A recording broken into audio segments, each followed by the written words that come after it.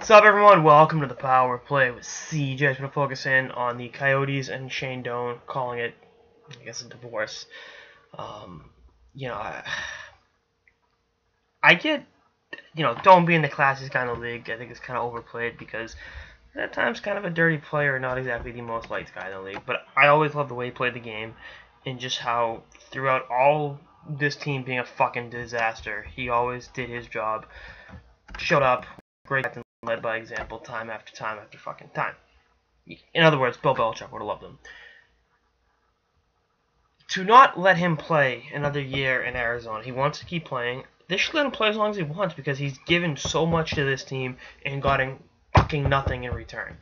And I hope he goes out to, I don't know, Pittsburgh or maybe Anaheim and gets himself a cup next year because he's earned it.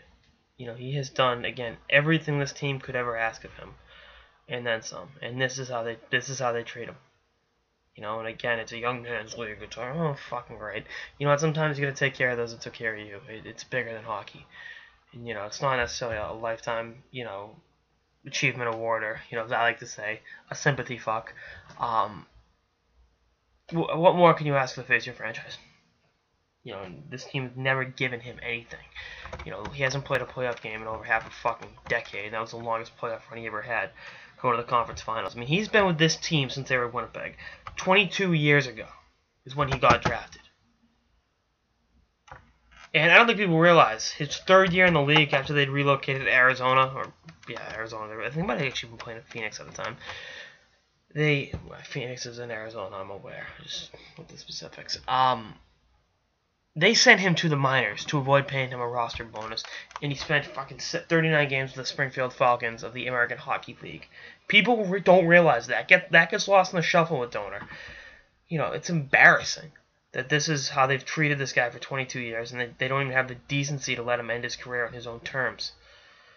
Come on. John Chaika, dude, go back to... there's a middle school dance for you sometime, kiddo. This is not how you treat someone that's been... And I don't want to keep harping on it because it's like one of those, it opens up a spot for a younger player. No, because they're going to sign some fucking shit free agent, Jamie McGinn or Steve Downey. I know Jamie McGinn's already on the roster. Downey played there a few years ago. But you catch my drift. It's just wrong. Does not feel right. But then again, Doan's entire career, nothing about how this organization's treated him has ever felt right.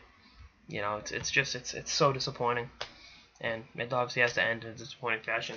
Now, I do hope he gets the opportunity for a Ray Bork moment, go out, as a champion. But 41 years old, and his offensive numbers on it. He'll be 41 when the season starts. He was 41 on October 10th.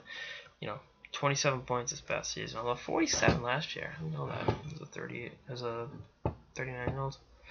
So 15, 16. So we'll see what happens, but definitely very disappointed.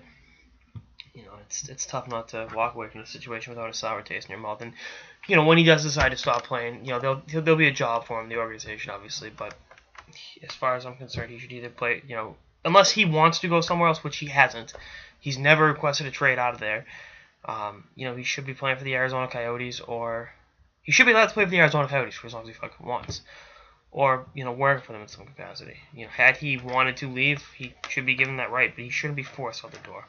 And shame on the Coyotes organization right now. Anyway, that's all I got to sort of the Power Play with CJ. Stay tuned for episodes of the season and beyond. There you guys.